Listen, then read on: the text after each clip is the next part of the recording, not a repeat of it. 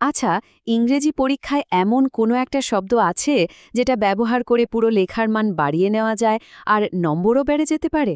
হ্যাঁ, আছে। আজকের এই আলোচনাতে আমরা অ্যাডভার্বস বা ক্রিয়া বিশেষণকে আয়ত্ত করার সেই কৌশলগুলোই শিখব। অ্যাডভার্বের ঠিকঠাক ব্যবহার কিন্তু আপনার লেখাকে অন্য লেভেলে নিয়ে যেতে পারে, আর পরীক্ষায় তো ভালো ফল এনে দেবেই। একবার ভেবে দেখুন তো, মাত্র একটা শব্দ যেটা কিনা পুরো একটা বাক্যের মানই আমূল বদলে দিতে পারে। হ্যাঁ, সেই জাদুকরী শব্দটা আর কিছুই না, ওটা হলো অ্যাডভার্ব। এই শব্দগুলোর ক্ষমতা কিন্তু অসীম, আর পরীক্ষার খাতায় এদের গুরুত্বও ঠিক ততটাই। চলুন তাহলে দেখে নিই আমাদের আজকের আলোচনার রোড ম্যাপটা কি। প্রথমে আমরা অ্যাডভার্বের একেবারে মূল কাজটা বুঝব, তারপরের বিভিন্ন প্রকারভেদ নিয়ে জানব, এরপর কিছু ট্রিকি নিয়ম আর অ্যাডভার্ব কোথায় বসাতে হয় সেই ব্যাপারগুলো দেখব, আর সব শেষে পরীক্ষার জন্য থাকবে একটা কুইক শিট। তো চলুন ধাপে ধাপে এগোনো যাক।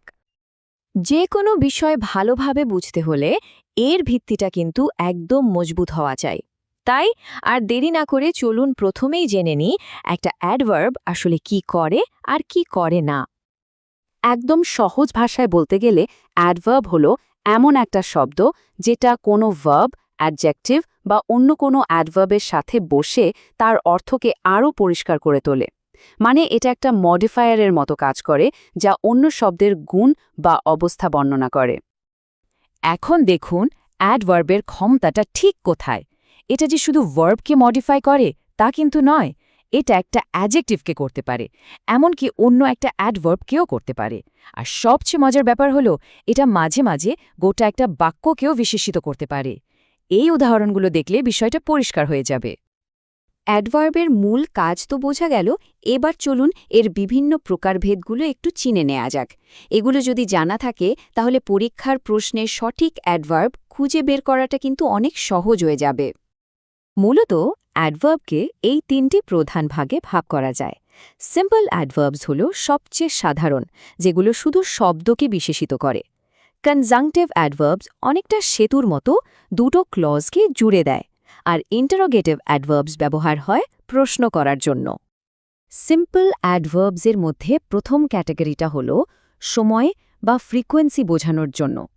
মানে এই শব্দগুলো আমাদের বলে দেয় যে কোনো কাজ কখন হচ্ছে, যেমন টুডে, বা কতবার হচ্ছে, যেমন অলওয়েজ বা নেভার। এরপর আসে স্থানবাচক অ্যাডভার্বস। নাম শুনেই নিশ্চয়ই বোঝা যাচ্ছে এগুলো কোনো ঘটনা কোথায় ঘটছে সেই জায়গাটা নির্দেশ করে। যেমন যদি বলি হি ইজ স্ট্যান্ডিং দেয়ার, এই বাক্যে দেয়ার শব্দটি স্থান বোঝাচ্ছে। অ্যাডভার্বের সবচেয়ে বড় আর পরিচিত যে ক্লাস, সেটা হলো অ্যাডভার্বস অফ ম্যানার। এগুলো বলে দেয় কাজটা কিভাবে করা হয়েছে। পরীক্ষার জন্য একটা সহজ টিপস হলো যে শব্দগুলো শেষে ওয়াইলি থাকে তার বেশিরভাগই কিন্তু এই শ্রেণীর অ্যাডভার্ব। কোনো কিছুর তীব্রতা বা পরিমাণ, মানে কতটা, সেটা বোঝানোর জন্য এই অ্যাডভার্বগুলো ব্যবহার হয়। যেমন ধরুন, যখন আমরা বলি ভেরি গুড, তখন এই ভেরি শব্দটা গুডের মাত্রা বা তীব্রতা আরও বাড়িয়ে দিচ্ছে। পরীক্ষায় কিন্তু এই ধরনের অ্যাডভার্ব প্রায় চিহ্নিত করতে দেয়া হয়। আর সবশেষে সিম্পল অ্যাডভার্বের এই প্রকারটা হ্যাঁ বা না বোধক ভাব প্রকাশ করতে কাজে লাগে। যেমন হি উইল সার্টেনলি কাম, এখানে সার্টেনলি একটা হ্যাঁ সূচক ভাব প্রকাশ করছে। আবার হি ইজ নট হিয়ার, এখানে নট একটা না সূচক ভাব প্রকাশ করছে। খুবই সোজা। বেশ, এখন আমরা সেই অংশে চলে এসেছি যেটা পরীক্ষার জন্য সবচেয়ে বেশি গুরুত্বপূর্ণ। এখানে আমরা কিছু সাধারণ ভুল আর জটিল নিয়ম নিয়ে কথা বলবো, যেগুলো পরীক্ষার্থীদের প্রায়ই সমস্যায় ফেলে দেয়। তো খুব মন দিয়ে শুনবেন। এই স্লাইডের নিয়মটা একদম মাথায় গেঁথে নিন। সঠিক ফ্রেজ হলো সেলডম ওর নেভার, অথবা সেলডম ইফ এভার। পরীক্ষায় প্রায়ই সেলডম ওর এভার দিয়ে একটা ভাত পাতা হয়, যেটা কিন্তু সম্পূর্ণ ভুল।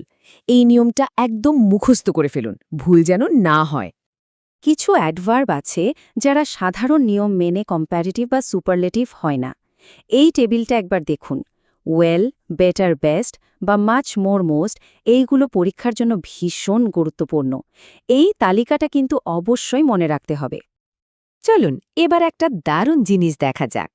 অনলি, খুব সাধারণ একটা শব্দ, তাই না? কিন্তু একটা বাক্যে এর জায়গা একটু এদিক ওদিক হলেই পুরো অর্থটাই কিন্তু পাল্টে যেতে পারে। চলুন দেখি কিভাবে এটা হয়। প্রথম উদাহরণে দেখুন, ওনলি শব্দটা বসেছে হিয়ের ঠিক আগে। এর মানে কি দাঁড়ালো? এর মানে হল শুধুমাত্র সেই ব্যক্তিটি সাহায্য করতে রাজি হয়েছিল, আর অন্য কেউ নয়। এখানে ফোকাসটা হল কর্তার উপর।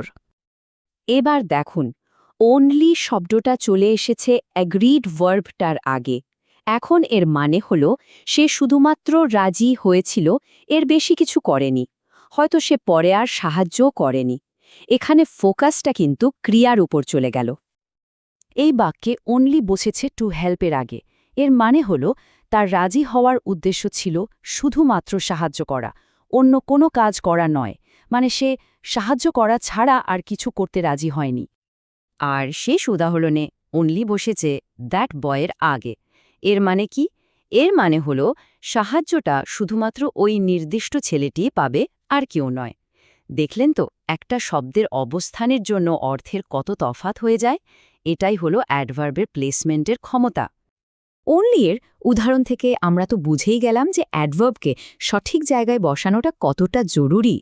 চলুন এবার অ্যাডভার্ব বসানোর কিছু সাধারণ নিয়মকানুন দেখে নেওয়া যাক, যা বাক্যকে নির্ভুল করতে সাহায্য করবে। অ্যাডভার্ব বসানোর একটা গোল্ডেন রুল হল এমপিটি, মানে প্রথমে ম্যানা, কিভাবে কাজটা হয়, তারপর প্লেস, কোথায় হয়, এবং সবশেষে টাইম, কখন হয়। এই ক্রমটা মনে রাখলে বাক্য গঠন করা অনেক সহজ হয়ে যায়। স্লাইডের উদাহরণটা দেখুন। She works hard, manner, in the garden, place, on Sundays, time. একদম পারফেক্ট অর্ডার। আমরা আমাদের আলোচনার প্রায় শেষ দিকে চলে এসেছি।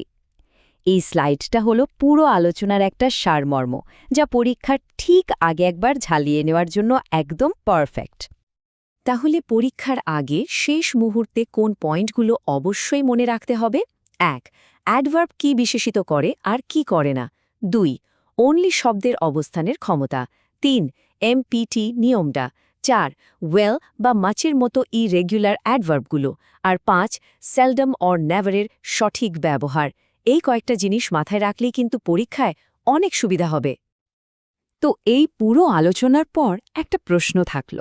এই নিয়মগুলো জানার পর এখন থেকে দৈনন্দিন জীবনে কথা বলার সময় বা কোনো কিছু পড়ার সময় কোন অ্যাডভার্বগুলোর ভুল ব্যবহার সবচেয়ে বেশি চোখে পড়ে?